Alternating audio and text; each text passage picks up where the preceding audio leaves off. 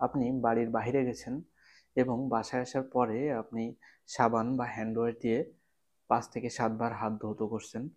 এটি আরও বেশি হতে পারে, বা যেকোনো ময়লা লাগার পরে আপনি হাত ধুচ্ছেন এবং সেটি স্বাভাবিকের তুলনায় অনেক বেশি।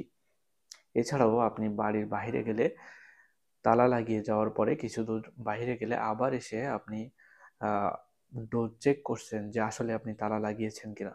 এটি যদি আপনার সাথে বারবার হয়ে থাকে এবং আপনি যদি এটিকে স্বাভাবিক মনে করেন, তাহলে আসলে এটি ভুল। আমরা সাইকোলজির ভাষায় এটিকে বলি অবসেসিভ কম্পালসিভ ডিসঅর্ডার। আমি ইন্টার্নি করার সময় অত্যন্ত একটি আনইউজুয়াল ওসিডি পেশেন্ট পেয়েছিলাম, যিনি একজন পুলিশ কর্মকর্তা এবং তার শটগানের প্রতি তার ওসিডি হয়ে গিয়েছিল। তিনি যখনই শটগান দেখেন তখন তার মনে হয় তিনি শটগান বের করে সেটা ট্রিগার করবেন।